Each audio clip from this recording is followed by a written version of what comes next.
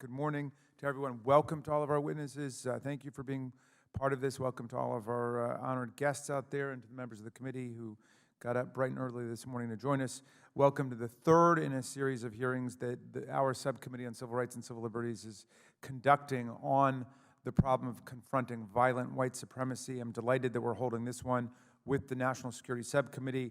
In the question of how to reconcile political liberty with public safety is one that we've dealt with for a long time, and I look forward to the contributions of the National Security Subcommittee to the discussion. I should also say that there is parallel work going on in the Homeland Security Subcommittee on Intelligence and Counterterrorism, and I've benefited from the thoughts of Congressman Rose, who's the chair of that subcommittee. Look, the problem of violent white supremacy in America is obviously not newly minted. It is the nation's original sin, and its forms have changed over the years. In recent years, we've seen the convergence of traditional violent racism with a global terror network that poses a clear and present threat to free societies all over the world. White supremacy has been a part of the American story since the nation's founding, of course. In our prior hearings, we've recited the list of U.S. cities and towns that have been recently traumatized by white supremacist terror: Charleston, Charlottesville, Pittsburgh, and Poway, and so on. In August, a gunman motivated by hatred of Latinos murdered 22 people with an assault weapon at an El Paso, Texas Walmart. Here's a map of white supremacist attacks between 2011 and 2017. Over the last few years, we've seen a spike in such attacks around the world and a deepening of the relationship between the perpetrators of those attacks and the perpetrators of those taking place in other countries. The El Paso gunman's manifesto exemplifies the intricate new web of global white supremacy. The manifesto celebrated another infamous white supremacist attack in Christchurch, New Zealand, where a gunman loaded up on race hate assassinated 51 people at 2 mosques earlier this year. The Christchurch killings inspired the murder in Poway. The Christchurch shooter himself took inspiration from racist mass murders in Charleston, in London, in Quebec City, and in Sweden. Most recent perpetrators of white supremacist violence cite as inspiration a 2011 attack in Oslo, Norway, which killed 77 people, many of them children.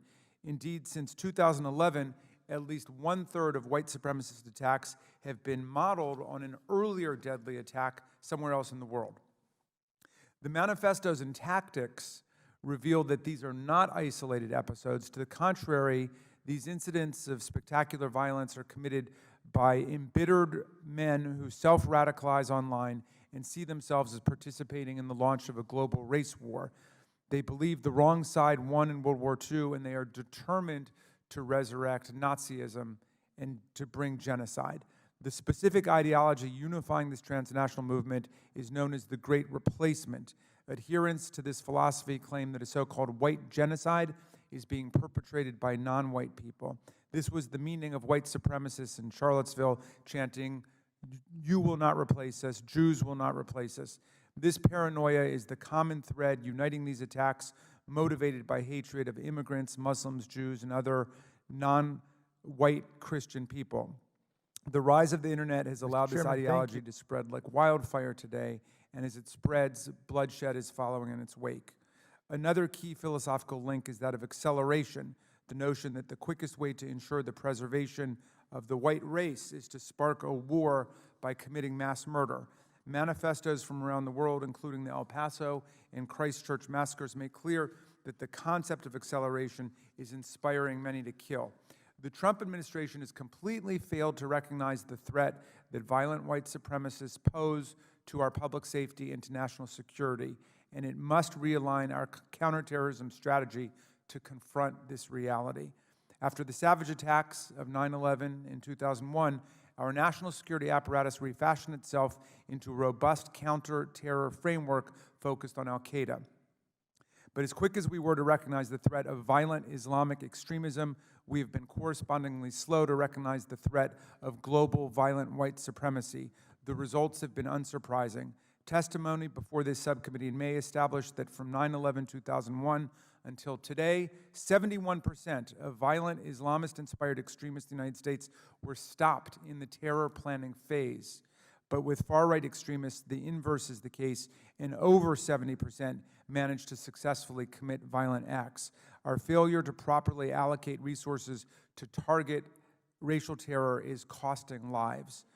Our prior hearings have called both the FBI and DHS to task for failing to develop a plan to address white supremacy, and I worry that recent developments have demonstrated that neither agency has successfully pivoted to face this threat.